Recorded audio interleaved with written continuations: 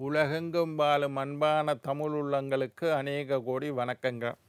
நல்ல நேரம் நிகழ்ச்சியூடாக நல்லதே நினைப்போம், நல்லதே நடக்கும், நலமாயிருப்போம். இன்றைய தினம் 4ஆம் திகதி 11ஆம் மாதம் 2025 குஜவாசரம் என்று சொல்லக்கூடிய செவ்வாய்க்கிழமை. விசுவாவசு வருடம் ஐப்பசி மாதம் 18ஆம் நாள். இன்று சதுர்த்தசி திதி, ரேவதி நட்சத்திரம், சித்தாமிர்த யோகம். இன்றைய தினம் ராகு காலம் 3 மணி முதல் 4:30 மணி வரை. இன்றைய தினம் யமகண்டம் 9 மணி முதல் 10:30 மணி வரை. இன்றைய தினம் நல்ல நேரம் 10:30 மணி முதல் 12 மணி வரை.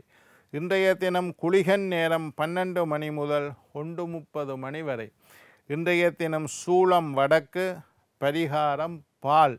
இன்றைய தினம் உத்திராடம் அஸ்தம் நட்சத்திரக்காரர்களுக்கு சந்திராஷ்டம தினம். உத்திராடம் அஸ்தம் நட்சத்திரக்காரர்களுக்கு இன்றைக்கு சந்திராஷ்டம தினம். இன்று வளர்பிறை தினம்.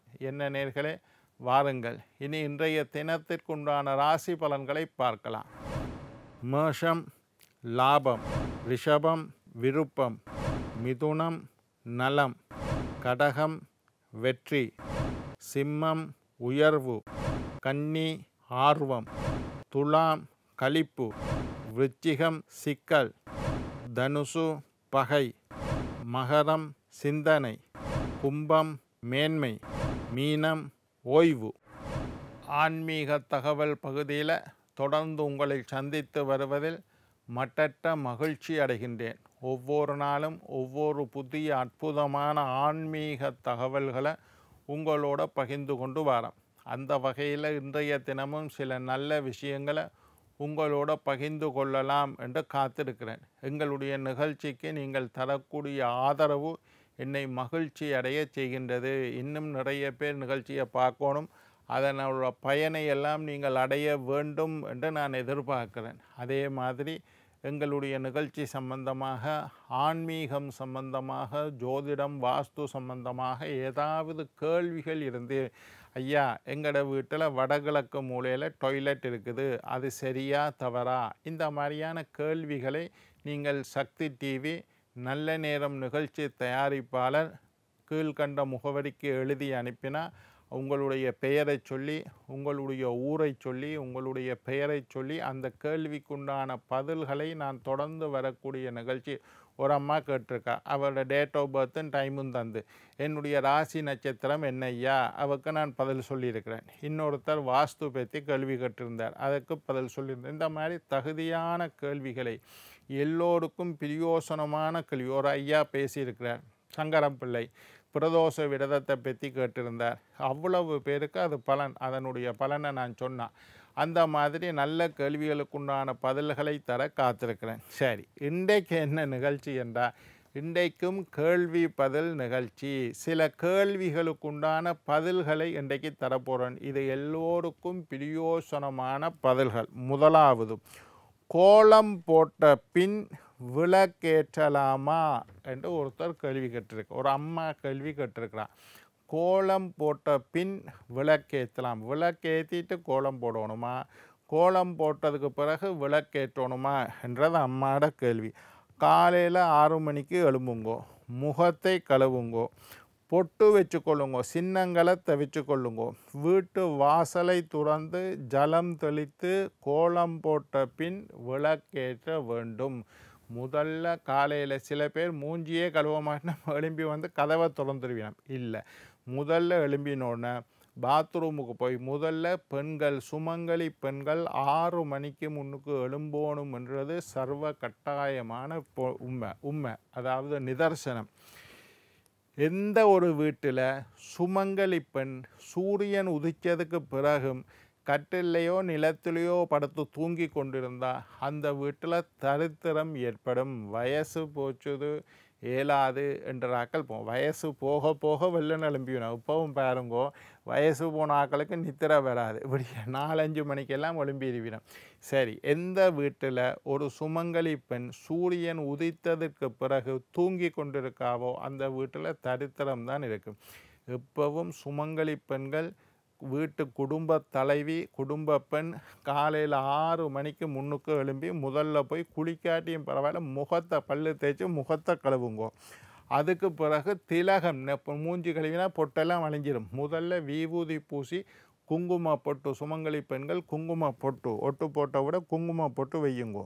குங்கும பொட்டு வச்சதுக்கு பிறகு வீட்டு வாசலை மகாலட்சுமி வர வேண்டும் என்ற நல்ல எண்ணங்களோடு அடுத்தவன் நாசமாக போகணும் சனியனே அப்படின்னு பேசிக்கொண்டு துறக்கக்கூடாது. நல்ல எண்ணங்களோட மகாலட்சுமி வரணும், இன்றைய பொழுது நல்ல பொழுதாக அமைய வேண்டும்னு சொல்லி வீட்டு வாசல் கதவை வடிவாக துறவுங்கோ.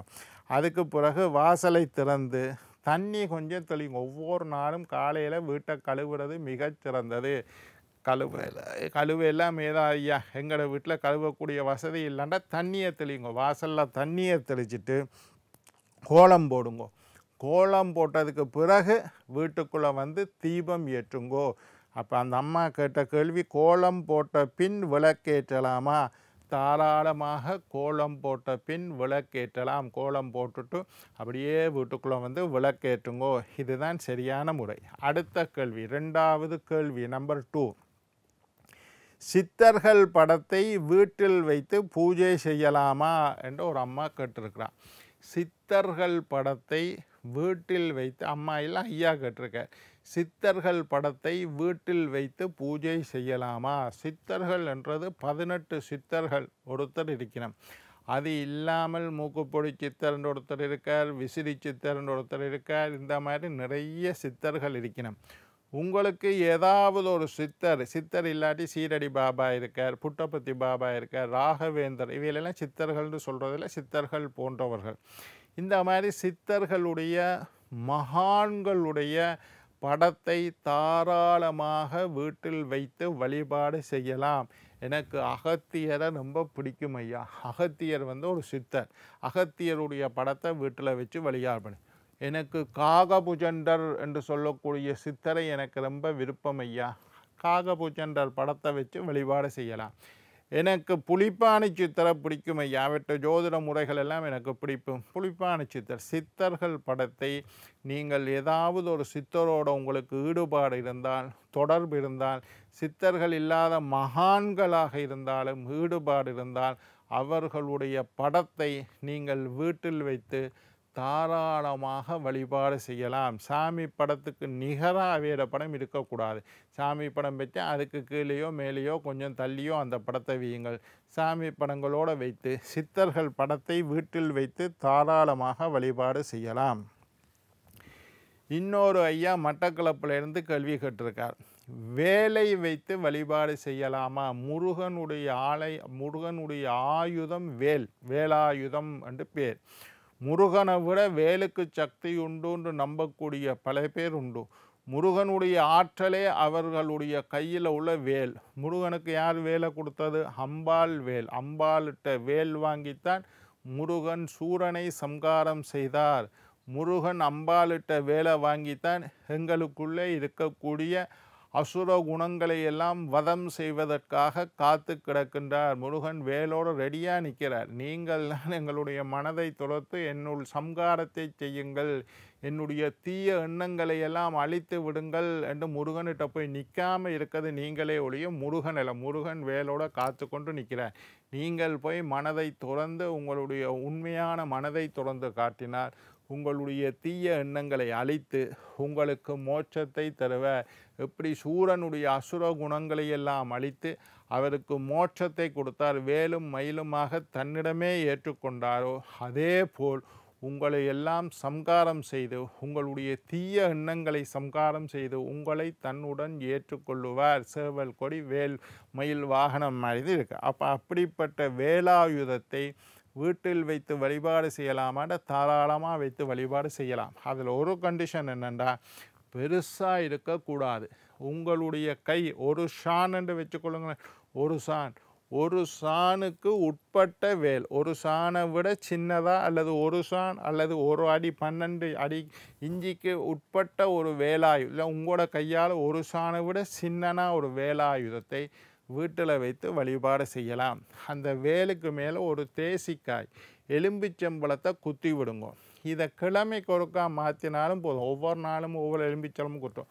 ஒவ்வொரு வெள்ளிக்கிழமையில் முருகனுக்கு உண்டான செவ்வாய்க்கிழமையில் பழைய எலும்பிச்சம்பழத்தை எடுத்துட்டு அடுத்ததை குத்தி விடுங்க. அடுத்த செவ்வாய் மட்டும் அது இருக்கலாம். ஒவ்வொரு நாளும் மாற்ற வசதி என்றால் மாற்றுங்கோ, 3 நாளைக்கு ஒருக்கா மாற்ற வசதி என்றால் மாற்றுங்கோ, கிழமைக்கு ஒருக்கா மாற்றினாலும் காணும். ஒவ்வொரு செவ்வாய்க்கிழமையும் அந்த வேலுக்கு பூஜை பண்ணி பொட்டு வச்சு ஒரு எலும்பிச்சம்பழத்தை குட்டுங்கோ. செவ்வாய்க்கிழமையில் வேலுக்கு பாலாபிஷேகம் செய்யலாம், பொங்கல் பிரசாதங்கள் நெய்வேதனம் செய்யலாம், கற்கண்டு நெய்வேதனம் செய்யலாம், வேலை வைத்து வீட்டில் தாராளமாக வழிபடலாம். இல்லை நான் சிறந்த முருக பக்தர், முருகன் எனக்கு தனிய சாமியாரை வச்சிருக்கிறேன், நான் அசைவமே சாப்பிட்றதில்லை, சுத்த சைவம் என்ற பெரிய வேலை கூட நீங்கள் வீட்டில் வச்சிருக்கலாம், ஒன்றும் பிரச்சனை இல்லை. ஆனால் நீங்கள் சாதாரண பக்தராக இருந்தால் ஒரு சாணை விட சின்ன வேலை வீட்டில் வைத்து தாராளமாக வழிபாடு செய்யலாம். இன்னொரு ஐயா மட்டக்களப்பிலிருந்து கேள்வி கேட்டிருக்கிறார், சர்ப்பங்களுடன் உள்ள படத்தை வீட்டில் வைத்து பூஜிக்கலாமா? எல்லாம் வீட்டு பூஜையை பற்றி தான் கேட்டிருக்கிறேன். சர்ப்பங்களுடன் உள்ள படத்தை வீட்டில் வைத்து பூஜை செய்யலாமா? நீங்கள் யோசித்து பாருங்கோ, எல்லா தெய்வங்களோடையும் சர்ப்பங்கள் இருக்கும். சிவபெருமான் கழுத்தில் பாம்பை வச்சிருப்பார், பிள்ளையார் பூநூலா பாம்பை போட்டிருப்பார், பைரவர் அருணாக்கயிறில் பாம்பு வச்சிருக்கிறார், முருகப்பெருமான் மயிலுக்கு கீழே பாம்பு, எல்லா தெய்வங்களோடையும் பாம்பு இருக்கு. தாராளமாக வீட்டில் வைத்து வழிபாடு செய்யலாம்.